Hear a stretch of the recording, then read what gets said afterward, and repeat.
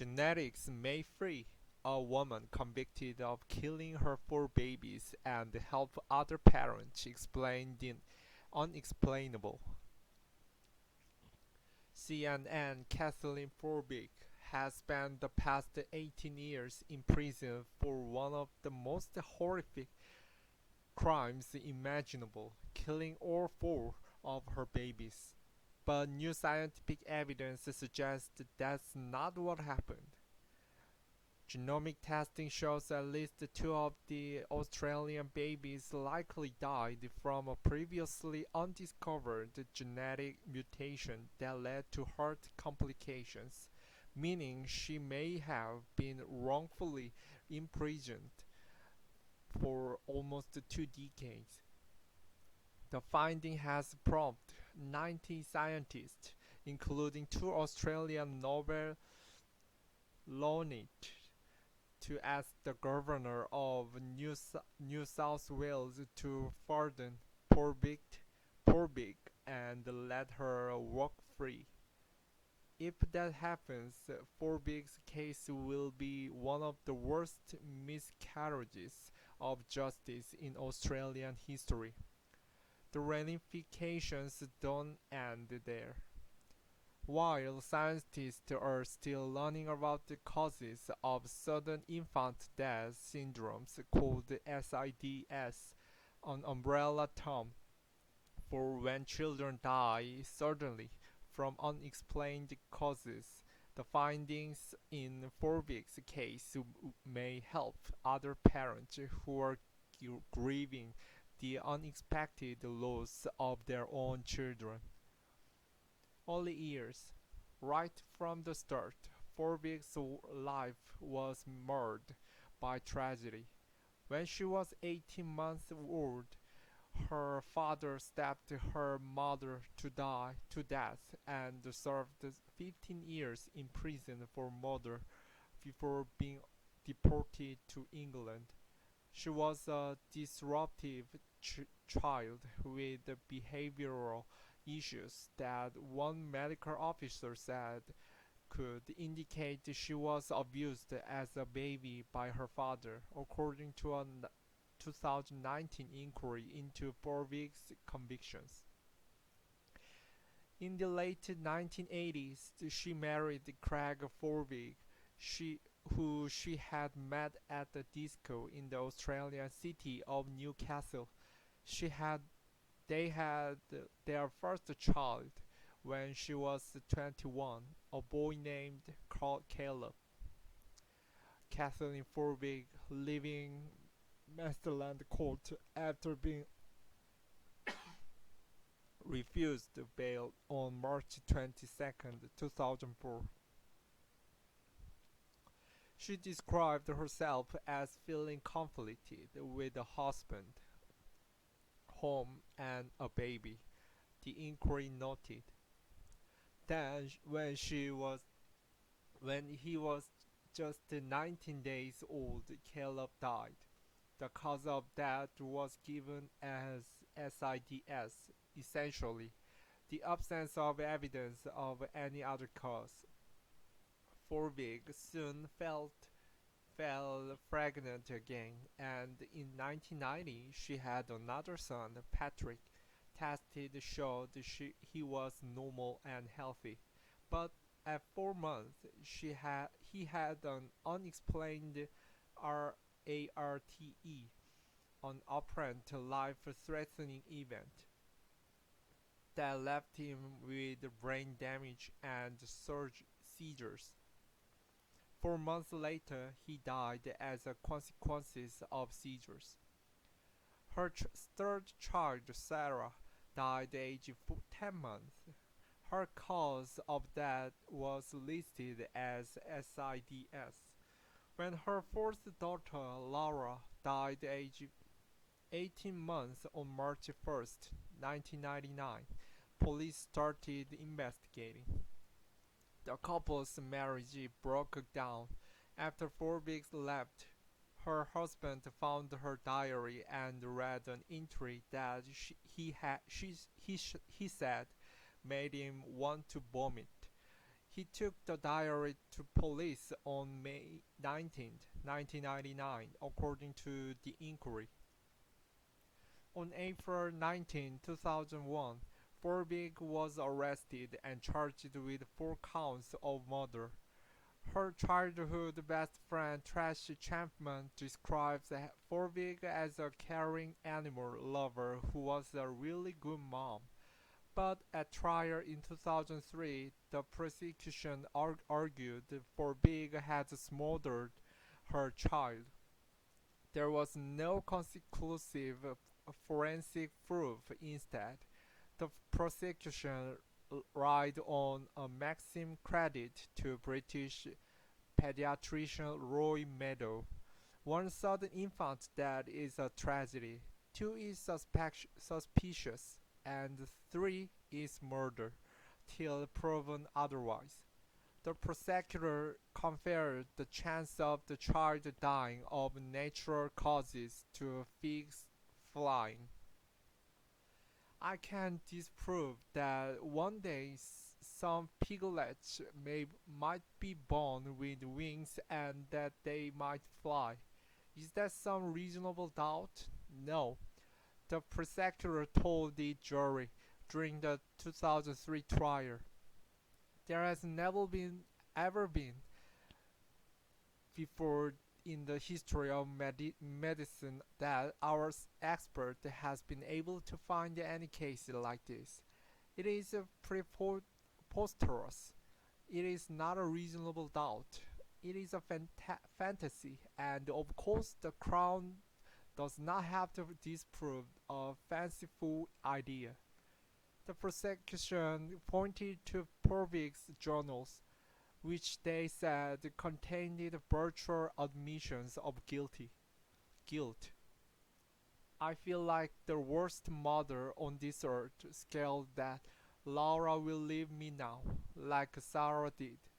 I knew I was short-tempered and cruel sometimes to her, and she left, with a bit of help. Forbig wrote in one, I can't have it can't happen again. I'm ashamed of myself. I can't tell my husband about it because he will worry about leaving her with me. Craig Forbig speaks to media outside the Supreme Court on May 21, 2001. Forbig didn't confess. There was no obvious motive, and no one claimed to have seen her murder her child.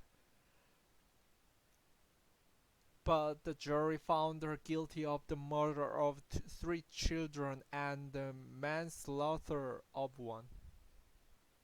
Forbig was eventually sentenced on appeal to 30 years in prison with a non-payroll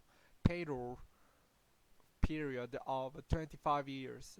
By the time she is eligible for payroll, Forbig will be 60 years old. The fight to get her out. The term SIDS was introduced in 1969 as a way to categorize the unexplainable. By the 1980s, the cases that might have been classified as homicide in the past was attributed to SIDS. UK pediatric pathologist John L. Emery noted in a 1985 paper. By the 1990s, scientists had developed a model demonstrating that a range of factors lead to SIDS, including exposure to smoke and sleeping position. Over the past 2 decades, however, there has been a growing understanding of genetic factors. One of the first studies into this came in 2001 when Mayo Clinic pediatric cardiologist Michael Ackerman and a team of scientists linked a mutation in a SCN5A gene to SIDS. Since then, genetic variations in more than 30 different genes have been linked to SIDS and sudden unexpected deaths in children (SUDC), a term for children who died when they are more than 1 year old. Studies now indicate that up to 35% of SIDS cases may be explained by genetic factors, although the case of the majority of cases remains unclear.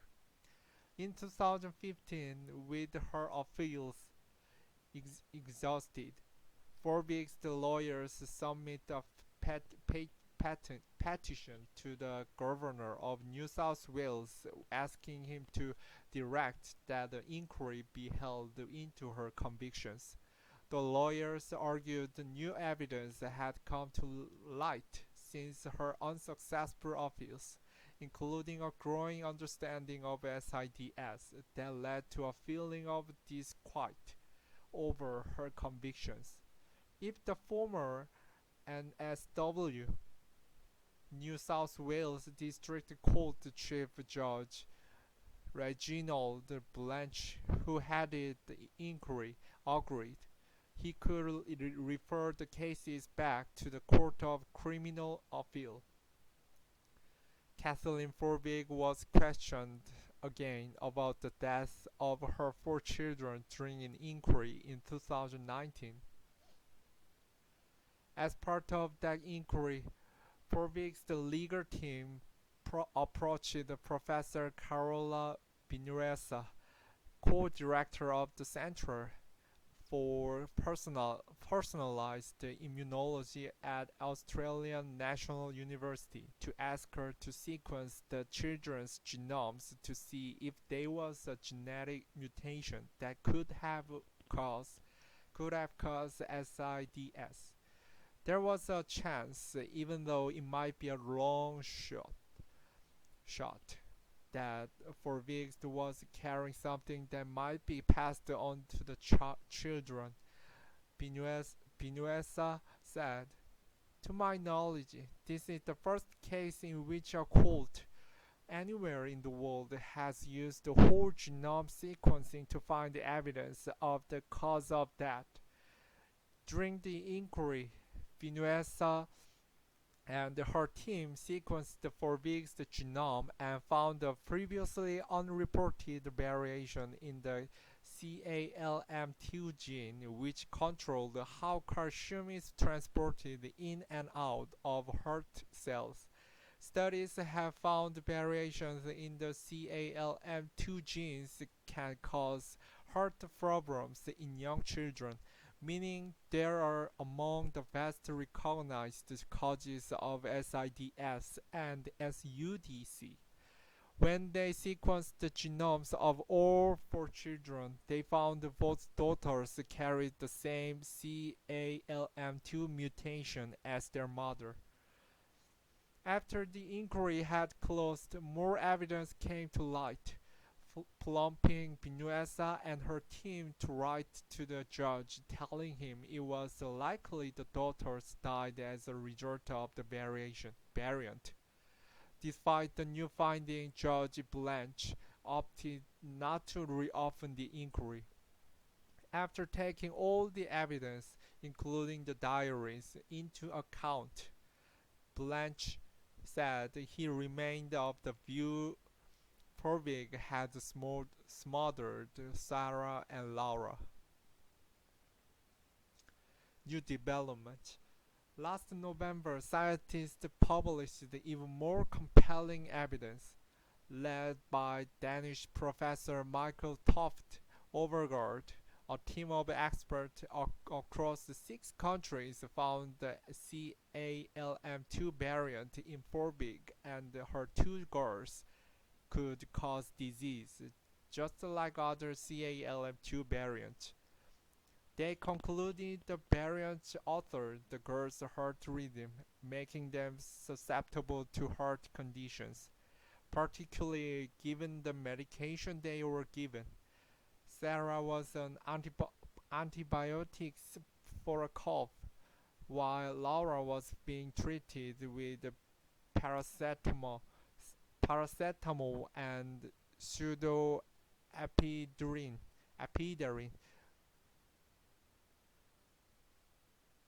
for a respiratory infection shortly before she died. Laura had inflammation of the heart when she died, to the extent that three professors said they would have listed it as her cause of death. We consider the variant likely precipitated the natural death of two female children. The researchers wrote in the study published in November 2020 in medical journal EP Europace. To my knowledge, this is the first case in which a quote anywhere in the world has used whole genome sequencing to find the evidence of the cause of death. Professor Carola Vinuesa. In both of boys, scientists found other variations in their BSN, also known as Bassoon genes. One variant had been inherited from her mother, and the other likely from their father, although he refused to provide the sample to the researchers. When both copies of the BSN gene are defective in mice, it can cause them to die young during epileptic fit. Scientists are still investigating whether this variant could have caused the two boys' deaths. Patrick experienced the seizures before he died. Only 75 people in the world are known to carry mutations in their CALM1, CALM2, or CALM3 genes that have been shown to be lethal in children. But while genetic mutations that cause SIDS may be rare in the general population, once a parent has a genetic mutation, there is a high chance of them passing it on, Vinuesa says. In the end, it's not about these variations being very rare in the world. It's about the chances of Kathleen meeting someone like Craig and having this combination of mutations between both of them. Once genetic comes into play, statistics go out the window, Vinuesa added. Vinuesa said the case shows that contrary to what was suggested at trial, there doesn't need to be one explanation for all four of the deaths. The pathology already told us there were different causes, Vinuesa said. The research hasn't yet freed Forbig, but it has already had an effect. Forbig's lawyers launched the case in the New South Wales Court of Appeal, arguing that the commissioner of the 2019 inquiry incorrectly applied the law to his decision. The genome findings also prompted a petition of more than 60 signatures to the New South Wales governor earlier this month. It's deeply concerning that medical and scientific evidence have been ignored in preference of circumstantial evidence. We now have an alternative explanation for the death of the Forbig children. Professor Fiona Stanley, who has been recognized for her work on child health, said it in a statement at the time of the petition. The reality is the case is lost for children, and she has been allowed to grieve as a mother should. Tracy Chapman, a spokesperson for Governor Margaret Beasley, said the state's attorney general is considering the petition and will advise her.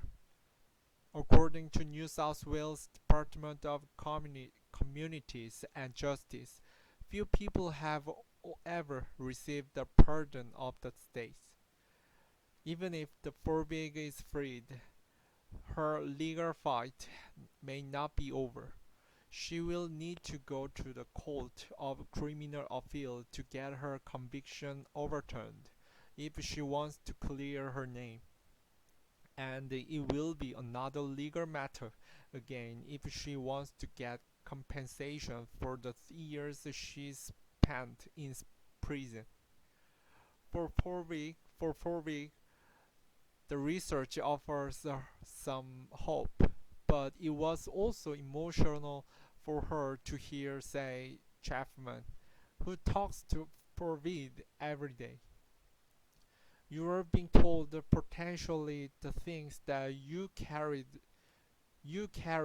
has been passed on to the children. So that's emotionally quite hurt wrenching. Chapman said. The reality is Case is lost for children and she hasn't been allowed to grieve as a mother should. Science in the courtroom. For Biggs, the case is part of the bigger picture, a growing understanding of SIDS, a changing view about what multiple deaths in a family means, and the wider criticism of how science is presented in the courtroom. Much of Forbig's conviction was based on the maxim credited to Meadows that 3 infant deaths are murder, unless proven otherwise, a maxim that had already started to draw skepticism. 2 women in the United Kingdom convicted on the basis of Meadows' maxim had their convictions overturned in 2003. In one of those cases, the appeal judge said, unless we are sure of guilty, the dreadful possibility always will remain that our mother, already brutally scarred by the unexplained death or deaths of her babies, may find herself in prison for life for killing them when she should not be there at all. In our community and in any civilized community, that is abhorrent. In a similar case in Forbig's, Australian woman Carol Matthey was accused of murdering her 4 children between 1998 and 2003. But the case against her was dropped due to a lack of evidence, even though the same experts that testified against Forbig were set to do so against Matthew. In 2019, Judge Blanche said after taking all the evidence into the account, he still believed that Kathleen Forbig smothered Sarah and Laura. Forbig could very well be innocent, Matthew told the 60 Minutes TV show. Medical experts get things wrong. Police get things wrong. Gary Edmond, the law professor at the University of New South Wales, who is an expert in trial evidence and forensic science, said it was unfortunate Forbig went to trial when she did. If she was tried a few years later, when the doubt over Meadows' maxim was better established, the courts might have been more cautious about admitting the expert evidence used to convict her, he said. But even now, the way Australian courts handle evidence is outdated and lagging behind the United States, Canada, New Zealand, and the United Kingdom, Edmund said. While other jurisdictions assess whether science is reliable before it comes to court. Australia's system leave it, leaves it up to the jury to decide what's buried. That's a problem because the juries don't have enough knowledge to make a complex scientific judgment, Edmund said. Forbig's lawyer Lani Rego, who has been working on her case for almost 5 years unpaid, agrees court needs to be careful about which experts are allowed to give evidence. I think that one of the biggest lessons we can take from this case is that we need to listen more carefully in the legal system to peer-reviewed and evidence-based science and medicine, she said. Genetic answers.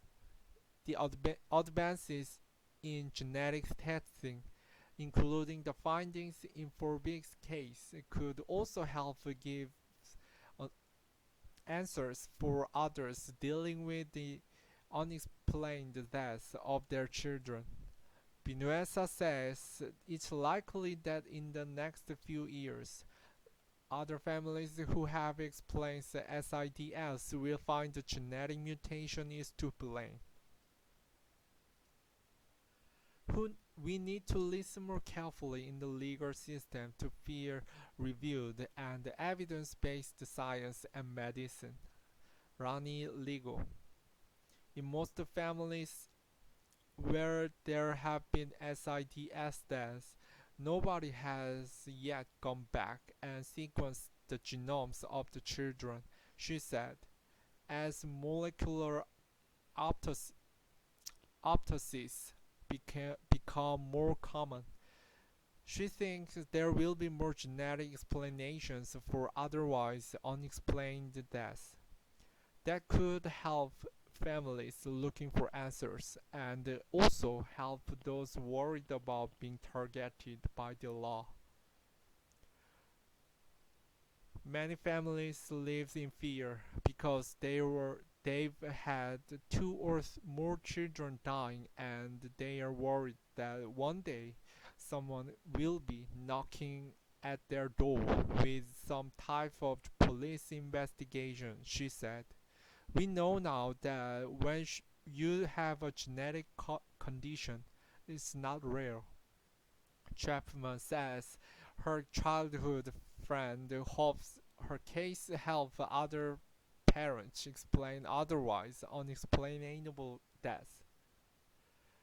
It's not just about having case free, Chapman says. The most important thing after case is freed is that this never happens to anybody else ever again.